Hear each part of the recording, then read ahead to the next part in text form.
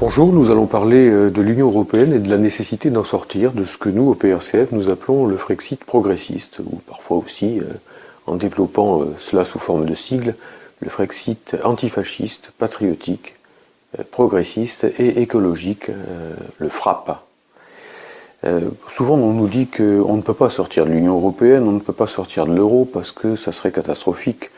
Ce sont les arguments qu'on entend quotidiennement dans les médias à l'initiative du parti maastrichtien unique qui tient le pays en main, le parti maastrichtien qui comprend aussi bien Fillon que Macron ou que Benoît Hamon.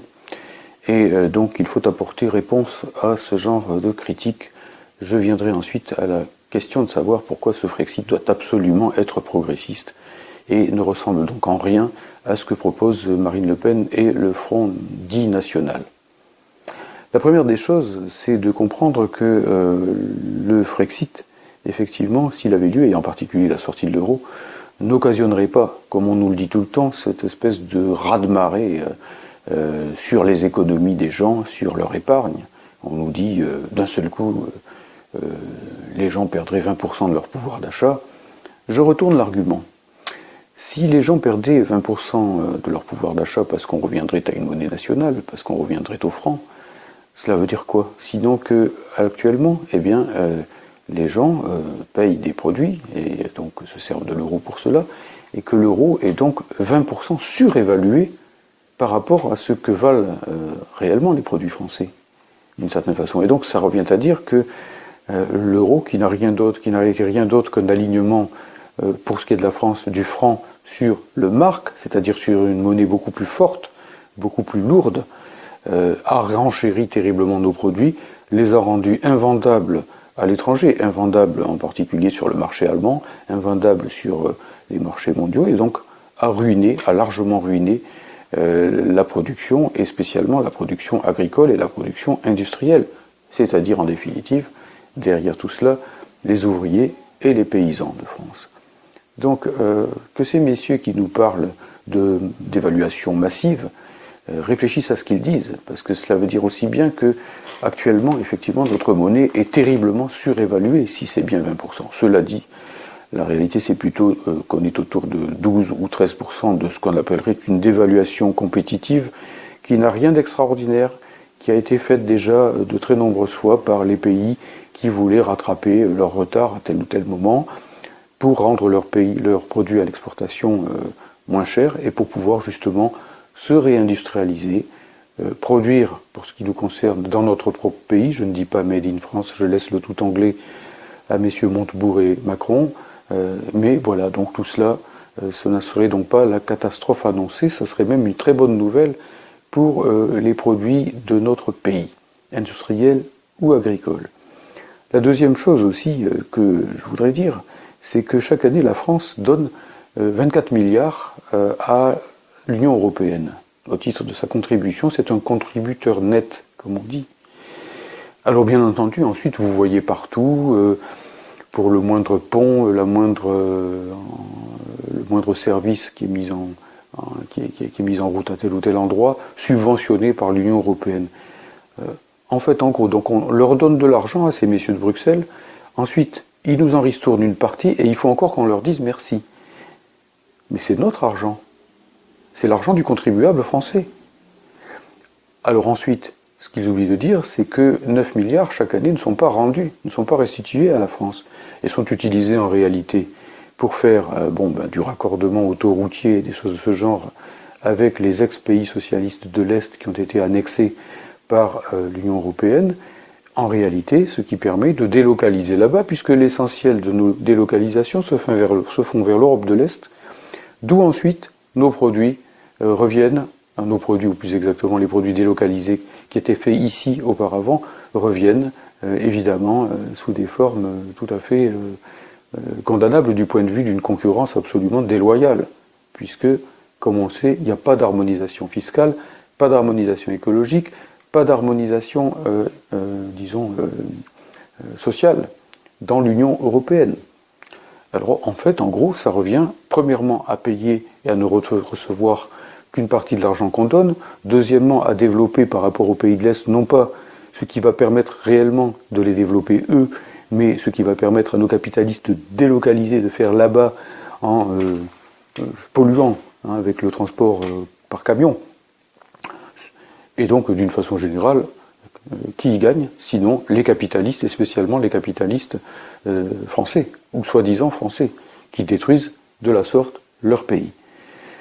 Autre chose encore, si vous voulez, il faut s'interroger sur ce qui se passe aujourd'hui. On nous dit, mais bon, demain, la France risque de mourir si elle quitte l'Union européenne. Ah bon, parce qu'aujourd'hui, la France va bien. Parce qu'aujourd'hui, la France n'est pas en train de mourir à petit feu.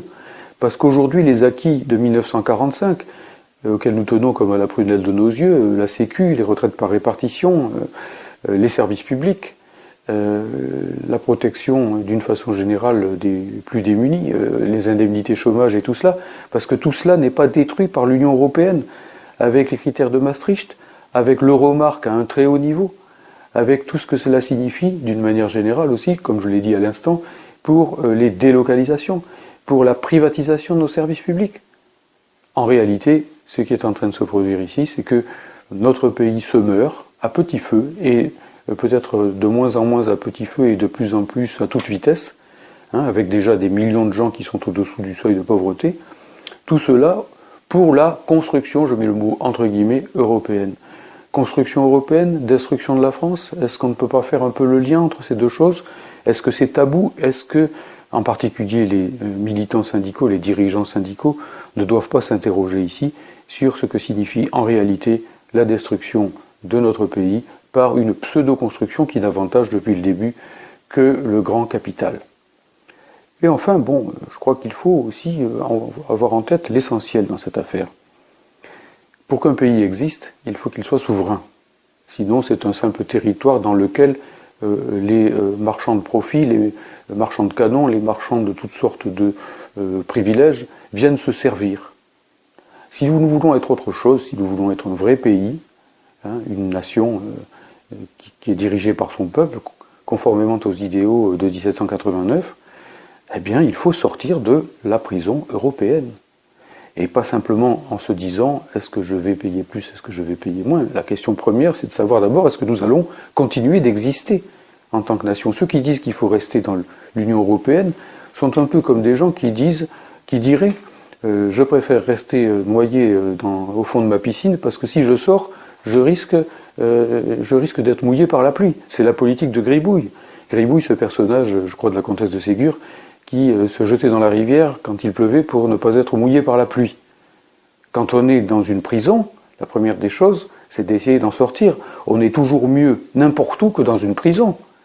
Et je ne dis pas n'importe où, puisque la France, il n'y a pas si longtemps que ça, avait le franc. Elle n'en est pas morte, que je sache. C'est plutôt depuis qu'on a l'euro que les prix ont augmenté prodigieusement et que nous avons eu de plus en plus de difficultés, de moins en moins d'emplois industriels, de plus en plus de précarité. Rappelez-vous, ils essaient de vous faire croire que lorsque nous étions souverains sur le plan monétaire, budgétaire et ainsi de suite, eh bien, nous étions à demi-mort.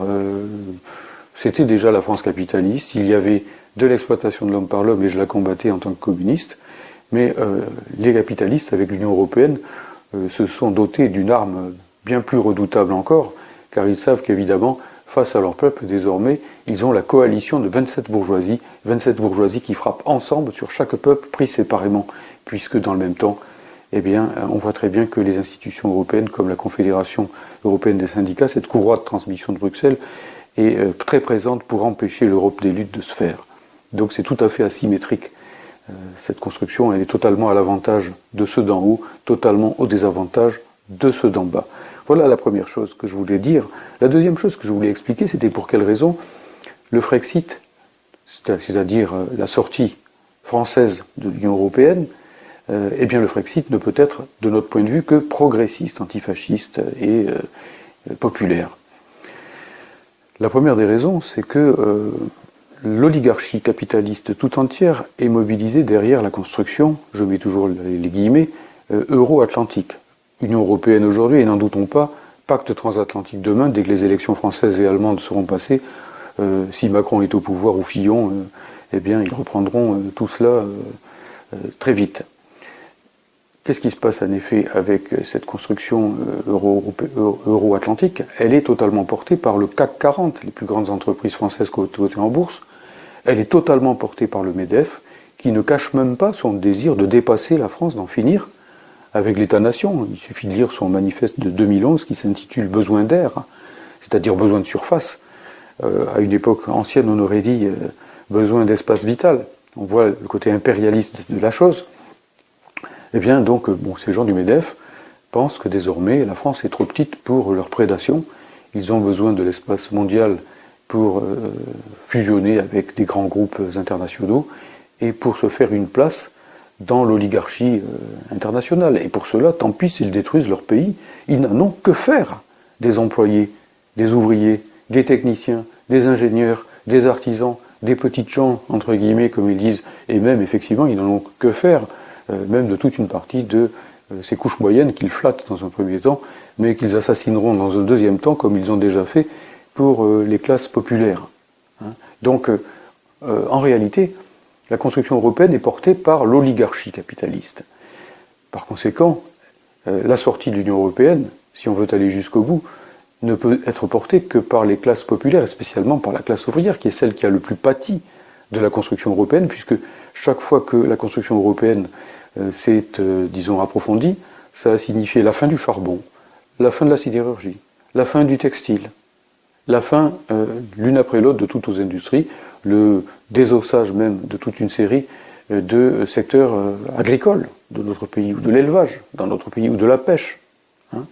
Donc à partir de là, si le Frexit doit exister, il doit être porté principalement par la classe ouvrière. Vous voyez bien, vous comprenez tous que les couches moyennes elles-mêmes, qui ne sont pas totalement réactionnaires, qui contiennent des éléments progressistes aussi, ne peuvent, de par leur position dans la société, qu'hésiter entre le capital et le travail.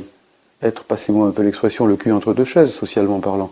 Et par rapport à l'Union européenne, croire toujours, comme les dirigeants du Parti communiste français, qui aujourd'hui sont plus tournés vers les bobos de centre-ville que vers les ouvriers, qu'on peut mettre en place une Europe sociale dans le cadre de cette Europe entièrement verrouillée qui se définit elle-même dans ses traités, je cite, comme une économie de marché ouverte sur le monde où la concurrence est libre et non faussée. C'est-à-dire une société dans laquelle le progrès social est interdit et dans laquelle, à plus forte raison, il est interdit de marcher vers le socialisme. C'est donc la classe ouvrière qui doit porter le projet du Frexit. Et par conséquent, ce projet, pour aller jusqu'au bout, contrairement à ce que disent peut-être des gens, des souverainistes de droite, on va sortir de l'Union européenne et après on pourra faire telle ou telle politique de droite ou de gauche indifféremment. Mais non, pour qu'on sorte de l'Union européenne, il faut s'appuyer sur la classe ouvrière. Et pour cela, il faut que d'emblée le Frexit vise le progrès social, la réduction des inégalités, de grandes nationalisations démocratiques avec contrôle ouvrier, avec contrôle populaire sur la production, la reconstruction sous fort secteur public, industriel, sous secteur nationalisé, en quelque sorte, de se produire en France que le capitalisme privé a largement démoli. Autrement dit, l'orientation sociale va de pair avec le Frexit, l'orientation vers la gauche, vers la vraie gauche. Naturellement, je ne parle pas ici du Parti socialiste. Et pour finir, en réalité, le Frexit a un lien direct, nous le disons, nous militants du PRCF, avec la lutte pour le socialisme. Pourquoi ? Eh bien, parce que quand on voit à quel point la construction européenne est aujourd'hui liée, en réalité, au projet, à la stratégie de l'oligarchie capitaliste, on se rend bien compte que tout pas pour sortir de l'Union européenne déclenchera d'intenses affrontements de classe avec cette oligarchie. Et que, il faut savoir si on veut les gagner ou si on veut les perdre. Si on veut les gagner, ces affrontements de classe, il faudra petit à petit, et à un moment peut-être de façon décisive, ça s'appelle la révolution, mettre l'oligarchie capitaliste hors d'état de nuire. Comment appeler cela, sinon le socialisme ? Aller vers le socialisme et donc sortir de l'Union européenne, pour nous c'est une même démarche, c'est l'union du drapeau rouge et du drapeau tricolore, l'union du drapeau des travailleurs et du drapeau de l'indépendance nationale, c'est aussi l'union du drapeau national et de l'Europe des luttes dont je parlais tout à l'heure, car imaginons que la France sorte de l'Union européenne, on nous dit tout le temps, mais alors nous allons être broyés par le reste de l'Union européenne, mais il n'y aurait plus d'Union européenne à ce moment-là. Nous faisons sauter la prison. Le peuple grec, le peuple italien, le peuple portugais, etc. retrouvent la liberté. Et en même temps, cela déclenchera d'immenses luttes populaires dans tous les pays d'Europe. Par conséquent, le Frexit, véritablement pensé jusqu'au bout, sera internationaliste, anti-impérialiste.